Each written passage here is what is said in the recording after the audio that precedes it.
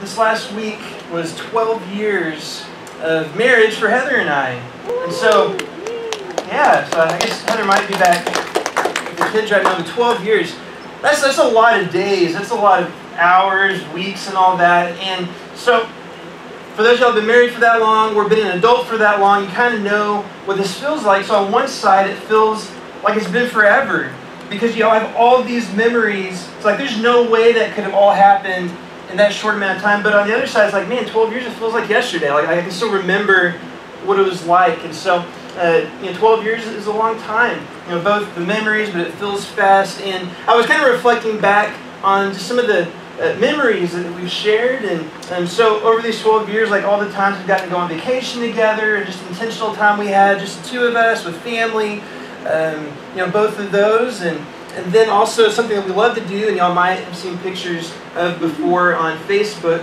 but we like to go on these things called food tours. And what we'll do is we'll pick 4, 5, 6 different places and just eat one thing at each place, and it's real fun because, we'll definitely agree on where we're going to eat, right? Because we get to pick like 4 or 5 places, so we each get something that we like. Like, where do you want to go? I don't know, where do you want to go? Well, how about we go to all these places? So it's a lot easier to figure that out. But food tours have been something that has been really fun. We've raised 2 kids. One of them's 10, one of them's 6. And so, that's something that takes a lot of time, and just all the memories, just thinking back, all the different stages of life. And that's really what makes it seem like a long time, because I have all these memories of the kids growing up at every stage, because they change so fast, and just thinking of first day of school, even like first day walking, all these kinds of things. And before, back in the day, before we started Newbrook, we were in a band together. She played electric guitar and rocked out, and I was on guitar, and got to meet a lot of kids and travel around a lot of places, and just fun kind of thinking back to all of that, and all the people we've seen, and just memories we've made there. And something that we do now that we love is to cook good food. And so food's a common theme around the Koenig house, by the way, if you couldn't tell. But before I was married, I had a hard time making ramen. And so I could make a hot dog in the microwave. I could kind of heat up water and put the ramen in, but I didn't do a very good job waiting enough time. And so, but now we can do things like, we made pasta from scratch last week. I smoked a pork. Did pulled pork this weekend. Like, I can do food now. It's great. I can feed myself. But that's something that I've learned we've done together as a couple. And so 12 years is a lot of time to make a lot of yummy food.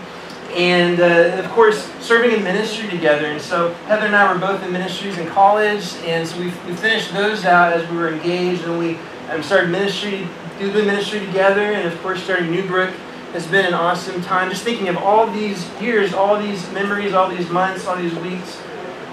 It's a lot. Now imagine, so I was kind of trying to count it up, and there are tens of thousands of hours that we've spent together, like in person in the same room, and it's still counting, and that's not counting the sleep because we're unconscious, and that's like a third of our life, and then that's not counting all the times we've texted and called and Facebook and all that, That's just being in the same room together, tens of thousands of hours.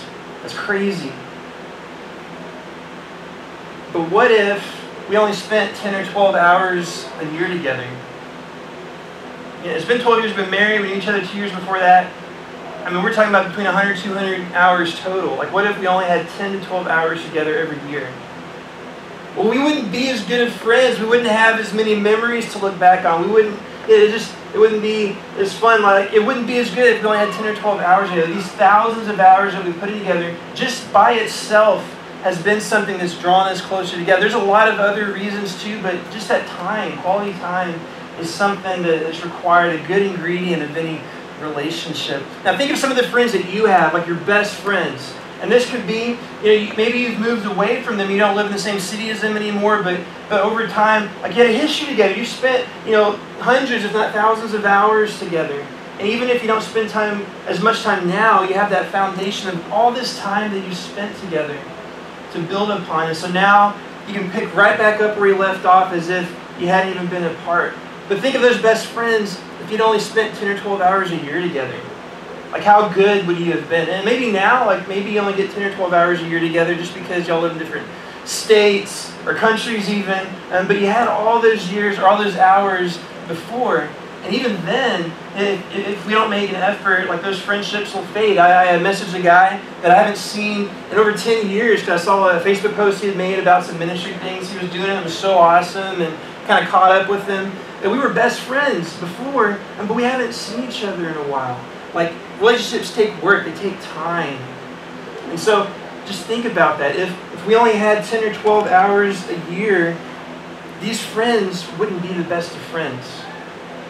Now we're starting a new series today, and it's called Where Everyone Knows Your Name, and the idea is we're looking at church, this idea of how do we grow in community. Growing community is the second part of our vision, of our mission statement, to know Jesus, to grow in community, to show the world God's love. We're looking at this series at how to grow in community. And if we think of the amount of time that we spend together and just kind of look around the room, so say hi, y'all can wave around, wave, like this is interaction part, so kind of just go like that. Okay, it's cool, awesome, yeah. So, we've had time together, and but one of the things, though, the main thing we're going to look at today is just the time that we spend together. This series, we're going to look at ways that we can grow in community, and the very first one is so important. Ephesians 2:19 says, "So then you are no longer strangers and aliens, but you're fellow citizens with the saints and members of the household of God." It's the household of God, God's family. The church is God's family. We are God's family. We're a family. Like, as a church, we are a family. We are a family, right? We're a family. And think of everyone that you are a church with. Now, I didn't say think of everyone that you go to church with. Not go to church, but think of the people that you are a church with. Again, like, look around the room, smile, give like, hey, how's it going?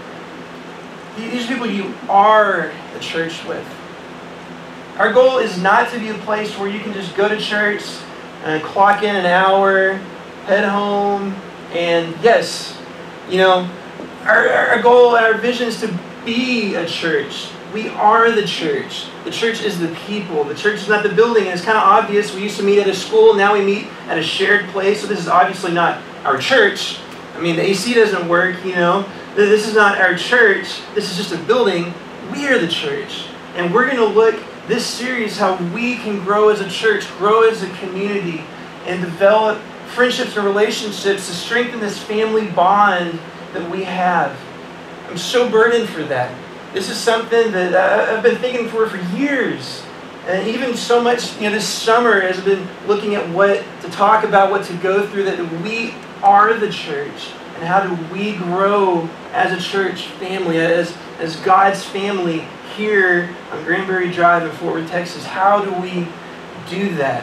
And so we're going to be looking over the series about how to make memories together. How do we have these shared experiences? How do we lean on each other when we need to lean on each other? Because one of the great things about a church is when we're weak, everybody around us can help carry us through different times in our life. Like, how do we do these kinds of things?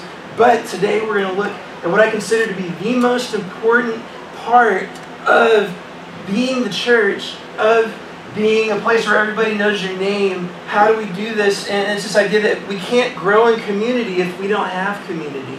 We can't talk about how we're going to grow in community like this part of our mission statement unless we have a community. And so today we're going to be talking about just real simple, real basic, and the kids are doing the same thing. So if you got kids over there, you can talk to them about that afterwards. They have a little question guide and all that. But what does it mean to have community? Another way of saying this, and you can put the deal on the screen, is being in community is the first step in growing in community. Being in community is the first step to growing in community. So you got to have a community first before you can grow in it. Like, you have to have kids before you can help raise them. You got to have it before we can start it. And so today, just looking at how we can do that, we're going to be looking in Hebrews 10, verse 24 and 25, and we're going to kind of camp here, and this is what, and really the thrust of what we're looking at today and how important it is to really develop that community. Because I promise you, if we have a church that has awesome community, that we're encouraging each other, that we're building each other up, that we're there for each other, then we'll realize, wow, that's why we do church together and we don't just watch somebody on a TV at home and then just go about life. That's why we actually meet together. It's the people. The people are why we meet together, because you can listen to a lot of great podcasts, a lot of great preachers online, people doing a lot longer than I have, but you don't have that community if you're just at home. And so Hebrews 10, 24 and 25, let's read through this. It says, let us consider how to stir up one another to love and good works, not neglecting to meet together as the habit of some, but encouraging one another, and all the more as you see the day drawing near. So you can just leave that up on the screen for a while. So let's kind of walk through some of these. I've highlighted the phrases we're kind of look at today, but so let us consider. So spend time thinking about it. So that's what that means. Let's think about it. Let us plan. Let's just really work at this. So think about some things in your life that you spend a lot of time planning. It could be that vacation that you've been wanting to go on for years. Like we have one that we've been wanting to do ever since we got married. One day we'll get to go on it. It's been 12 years. So I don't know, in the next 12 years we might get to do that. But the things that we really like, we plan. And you try to get all the details worked out. You know, school is starting, and so parents, like getting your kids ready for school, that's something you got to plan. Got to go get all of the supplies for the kids and work out transportation and all that kind of things. A job, like working to find a job, putting out your resume, that's something that takes planning. And first day at work and keeping your job, these are things that take work and take planning. It's saying, let us consider, let us plan. So what do we plan during the day? Is it just what you want to eat for dinner? After we're done, you know, that takes planning sometimes too. So let us consider this. Let us plan this. And what is it that we're going to plan? It says, not neglecting, or let's back up. So stir one another for love and good works. And so stirring one another, encouraging each other. This is something that you can only do when you're together. The Bible has 59 one another commands. Things like love one another, serve one another, and forgive one another. There's 59 of those, and you can't do one another unless there's another to do it with. So the one another's require one another to do that with. And so how to stir up one another to love and good work. So let's think about that. Let's plan that. Let's really be intentional about being in community together and being the church. You know, we are the church. We don't go to church. We are the church. How do we be the church with each other? Let's consider this. Let's plan this. And then it says, not neglecting. And so the kids are learning about the word, what does neglect mean, right? To forget. And so in our men's group, we're meeting on Tuesday nights right now. We've been going through this book called Spiritual Disciplines for a Godly Man. And most of y'all, a lot of y'all can't go to that group because it's hard to be a godly man, you know, if you're not a man. But Heather has a women's group, and that's also great. Now, one of the things we've been doing in there, and that has what really stuck out to me, we were doing a couple weeks ago a lesson on purity, and just honestly, purity is, I believe, the biggest obstacle to having a godly church today, to following God, and that could really be a whole series, but we were learning about purity that week, and if we can be pure, sexually pure, our minds, our actions, then God can use us so much greater. We're not being held back. But one of the quotes that I read in that chapter really stuck out to me.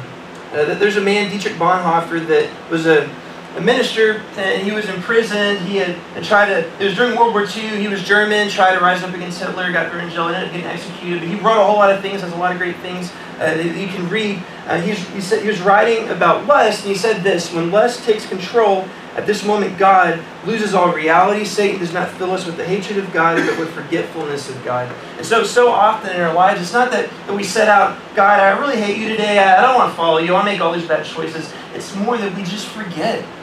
It's that it wasn't on the top of our mind, and so it just kind of slips back over time. And the more we forget, the further it goes away. And he was talking about David and Bathsheba and adultery, and so David just really had forgotten to be vigilant, you know, and that led him to bad choices, and it kept getting worse and worse and worse. But at the beginning, he was just forgetful, because it had been so easy at the beginning to make the right decision, but further he went, the worse it got. But just forgetting. So not neglecting to meet together. It's not that a lot of people are like, yeah, I hate going to church, and I just don't want to go. Like people that come, you know, every month, every couple of months. You know, it's not that we are upset we don't want to come. It's just that, you know, life gets in the way, or we just kind of forget, you know. And so not neglecting to meet together. Another illustration of neglecting is with the yard. It's not like you purposely go out and plant a bunch of weeds in your yard so you can pull them later. It's that the weeds grow out of neglect. And so that's really for a lot of things in life, that if we neglect them in life, then the weeds grow up. So being vigilant to take care of the yard, to take care of our life, being vigilant, not neglecting to meet together. is part of that. So we don't want to lose connection with our church family. We don't want to lose connection with our spiritual encouragers just out of neglect. And so to let us consider how to meet together and encourage each other and build each other up, and not neglecting to meet together. So it says, as is the habit of some. So back then, 2,000 years ago, like they were having the same things. They were busy. They had stuff to do. They had, whatever it was back in the Roman times, like places they had to be. They had a life too. And so they had a problem with neglecting. Like, it's always been an issue. But family, our close spiritual friends, these are people that God can use to speak into our lives in a way that no one else can, because we're on the same page and we're trying to follow God. We're trying to encourage each other. So to not neglect each other, because when we forget, and since we are the church, if part of us is missing, then we suffer for it. It's not that if I don't go, I can be fine on my own and I can just do this, but we, the church is a we, and we suffer, and we are not the same when we're not here. And so this is a habit of some. Now I did this deal, so we started taking attendance by person in April to get a better idea of who is it that's coming, so we can see, when someone has been away for a few weeks, because, some people move on and they might move cities, or they might, go to another church. And I just really, if that's the case, I want to know, are you going somewhere or not? But, I'll message people, it's been 3 weeks, 4 weeks, 5 weeks, oh no, it's just been busy, Not counting Easter, but since then, over the past 3 months, we've had about 120 different people come. Just look around real quick. 120. So, I was talking to some minister friends, because when I grew up, every other week to every week was kind of average or whatever, and I was like, man, I just feel like, we have so many people that I know, and so many people that I'll text throughout the week, and so many people to keep up with. But you look at it on a Sunday, and it's like, wow, where's everybody? If everybody came, there would be no way to fit in here. Like, take all the chairs that we would just be standing shoulder to shoulder and would fill the entire room. If everybody came but only missed maybe once a month, we still couldn't fit in this room. Like, there would still be wall-to-wall chairs. Like, we couldn't accommodate everybody. If everybody came every other week, we would have every single chair in this room filled except for maybe like 5. And then, but if everybody comes about once a month, once every 4 to 6 weeks, like that's kind of where we are right now. Just like, I was like, man, God, like what do we do? Because my heart is for ministry, for a community, for building a church of people. Like, we're not here to just put on a show. We're not here to just, tickle your ears with some cool things. Like, we really want to grow a church. We want to grow a community. We want to be strong for each other, to build this for each other, to encourage each other, to live for God, and to build each other up. And that, at the very basic, just says just being here. And so think of, if you're married, your spouse, your best friends, your kids, like if you only saw them 10 times a year, and at that only for 60 minutes a time, like there's no way to develop a friendship. And we're going to be looking at a lot of things over this series that have to do with not on Sundays. Because we only meet for an hour, and it goes by so fast. And we talked about it before, but even like spiritual growth, like personally for spiritual growth, we grow the most out of reading our Bibles on our own every single day, and making a daily habit of prayer, making a daily habit of just being connected with God. Personally, that grows us in our depth of relationship with Him. But as a community, that's when we get together. And so just 1 week, or 1 hour a week, isn't going to cut it for like making best friends, but it's that starting point. And so we have different things that go on during the week, but this is the only time that we have that we all meet together. And it's the only thing that we have that, everybody is invited to this. That 120 people couldn't all fit at my house. And so we can do things at my house, but I couldn't invite them there expecting everybody to show up, or even half of them, because that'd be easy. And so we used to meet at my house, and we all fit there really nicely. Even right now, and of course, kids, like we'll have, like half of the people we have are kids, and that's great. And we love kids and work so hard for our kids ministry. So kids by themselves would fill up our house. All our adults in here fill up the house too. So we can't meet there. So it's awesome that we're too big for my house. But this 120 people, like what would it look like if everybody came twice a month? If everybody came 3 times a month? It would be insane. And so we can't do the one another's, like I said, without one another. And God's family is the church. A key ingredient in growing community is the time that we spend together. And so just as a basic deal, that's why we do worship, or part of it is that community aspect. This is a perfect place to invite someone that's never been. Say, hey, come hang out with us here. Because we're so welcoming, and that's something that I've gotten over and over again, is that people smile and shake hands, visitors, and that it's a very welcoming environment, and it's a great place to first meet. We won't grow close to people that we don't spend time with.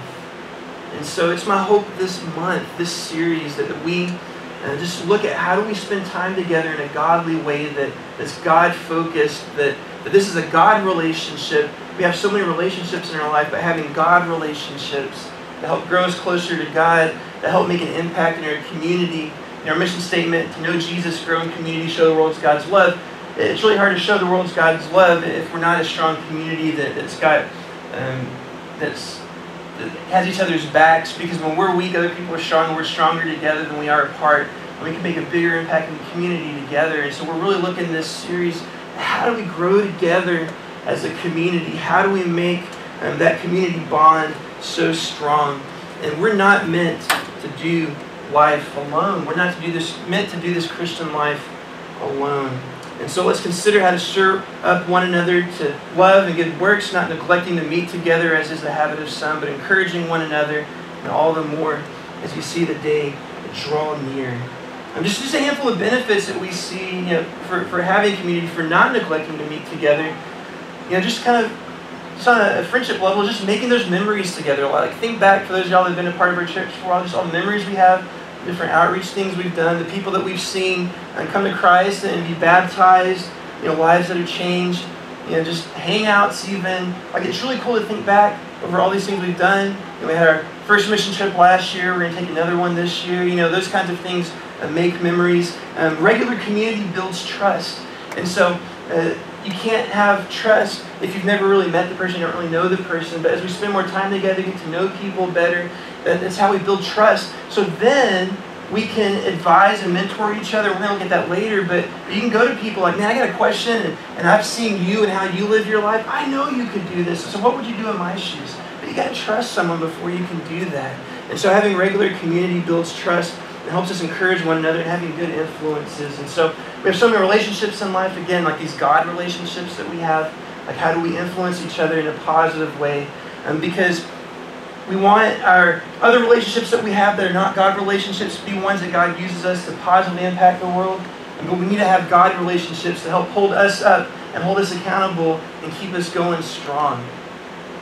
Now, something I want to do real quick is work through this, because I truly believe that no one that we have is like in any bad way not wanting to come. Like I know everybody, like all these 120 people. Like, I've talked to everybody, and I love all you guys. And I know it's not like, man, I don't want to go, so Dave will be worrying or whatever. But we're gonna look at some things, some really good things that can be obstacles and just coming.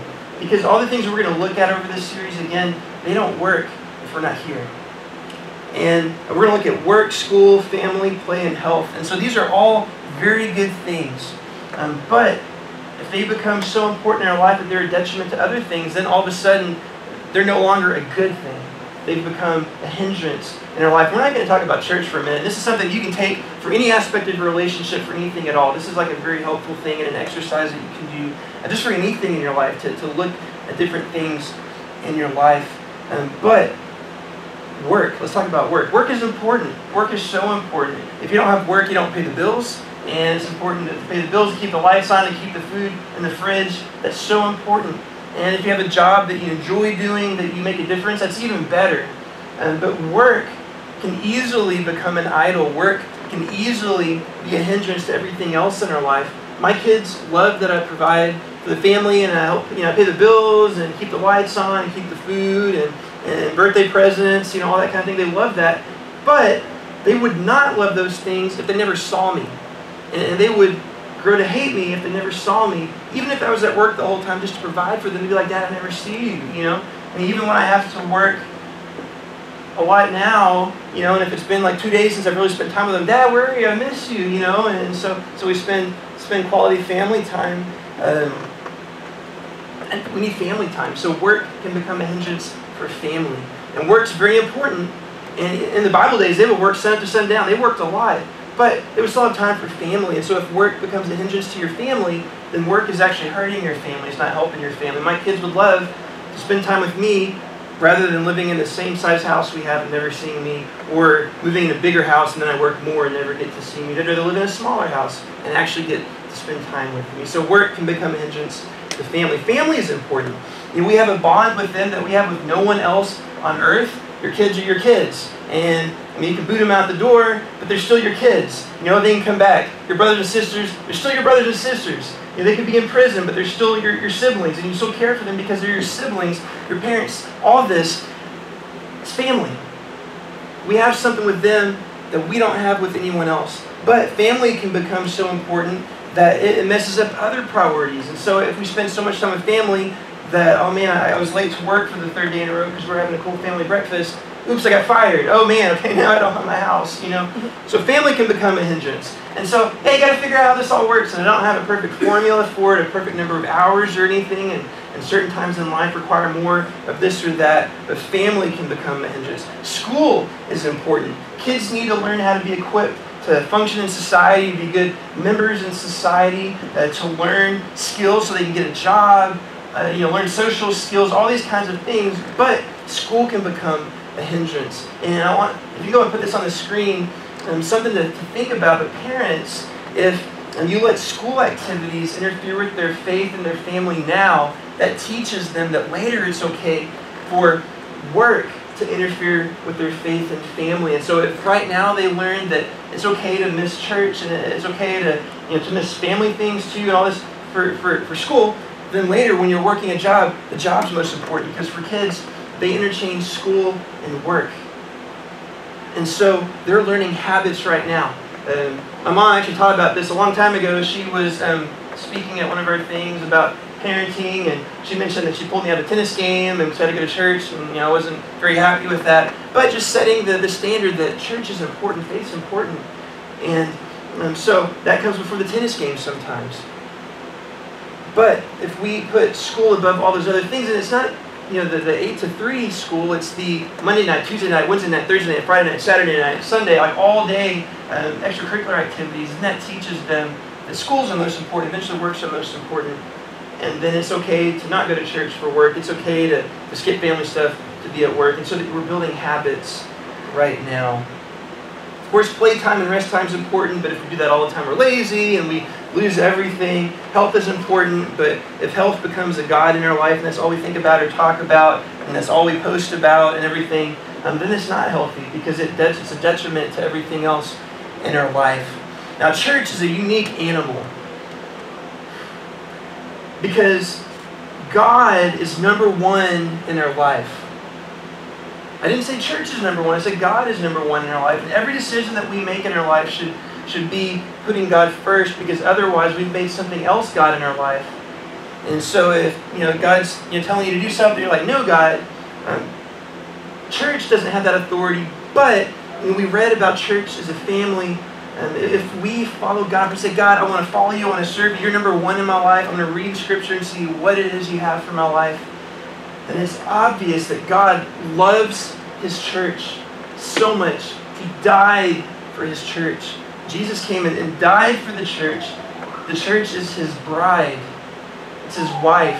We as a church, we are the bride of Christ. Jesus loves the church so much. And it would be like saying, Jesus, I love you, but I hate your bride. I don't want to hang out. God, I love you, but I don't like your family. I don't want to spend any time with them. If we love God, if God's number one in our life, and God's family is right there with Him. And so church is not, we are the church, we don't just go to church. The church isn't just, man, okay, well that means I'm going to spend 168 hours a week up here. We just have an hour each week to spend together here. So it's not like we're saying, here's 5 million things to do, there's just an hour. But if God's number one, then the church comes right along.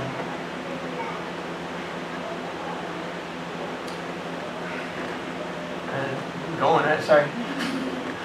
But this is something I'm passionate about. because we are the family. I gave up a much better paying ministry position to do this because I love reaching people that are far from God and bring them close to God. That's our vision, that's our hope, that's what we're here for. We love this. And we are the church. You are my church. I am your church. Like, we're in this together. The quality time that we spend is really foundational. It's key, and everything else that we're going to look at is going to flow from that. Now, I mean, if you've heard the expression preaching to the choir, it's just saying like things that the people that are hearing it already know, but maybe you can encourage those that you haven't seen in a while. Hey, I miss seeing you. We have 120 people. Let's see if we can get all of them here next week. Let's see, what we can do. But we miss you. Like, we miss the community. When someone's gone, a piece of us is gone, and we don't function as a whole the same way that we had. As far as making it work goes, like work is one of those things that can be hard, and for a lot of people, it's a thing. Like, I know several people that are working tonight, they just couldn't get off. And so there are times when that happens. For some people, this will not be the case. So there's two people I'm going to talk to right now. One, that you just are never able to get off on Sunday nights. And I'll say that for just a second. But two is if you are able.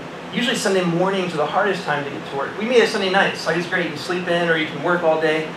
And just say, I'll work at 6 o'clock on Sunday mornings. Or I'll work Saturdays so I can get off on Sunday. We show by the things that we schedule throughout the week what's more important. Now, let's say I had a hangout that I love to do so much that was on like Monday nights, but so then I wouldn't work Mondays, so then they call me in on Sundays. What I'm really saying is not just that work's more important, but also that Monday hangout is. And that, not just for church, that works for kids, that works for everything too. That progression of thought that if I need to do something that's really important, but I have to work, but I could work this time and I don't. Like, I'm not just saying that the work's more important, but the other thing is too. And so just to think through that, to try to get off. Family time, like we have 48 hours starting at 5 o'clock on Friday until church starts. So you can go out of town every single weekend and still get back for church on Sundays. Like, you get a whole weekend, a whole vacation every week if you want. But what happens if you can't? Because I know some people that just cannot come. And they've asked off work and they just can't. Well, honestly, what I hope and what I love, and I had a conversation today with someone that can't come, is like, hey, have you found a church to plug in? Yeah, awesome. There are so many great churches all around here. And if you find another church that you can be the church with, that you can be family with, and you can encourage them, they can encourage you, go. But I so desperately want everybody to be plugged in, connected, growing, encouraging each other. And so if Sundays at 5:30 don't work, there's churches that meet at 8 o'clock on Sundays, at 9, 10, 11, 12, 1, 1:32. There's churches that meet on Saturday nights, churches that meet during the week. Like, there's so many options. And so to find somewhere, I 100% support that. It's so important to be involved in community, not just because we go to church, but because we are the church. And it's foundational. So, okay, got that one out. Had a couple months to think about that. What we're going to be doing over this series is looking at amazing, awesome ways that we can grow as a community. Some really fun ways, some really practical ways, some ways that if you just even halfway follow them, will blow you away at how much more you know people in this room, that you know people that are a part of Newbrook Church with you, and it'll blow you away just the growth that you have personally with God, the growth that you have together as a community. And it all starts with hanging out together. It all starts with being in the same room, having those hours add up. So eventually it gets to be thousands of hours, but it's not just tens of hours. Because there's no substitute for time together. There's just no substitute for that.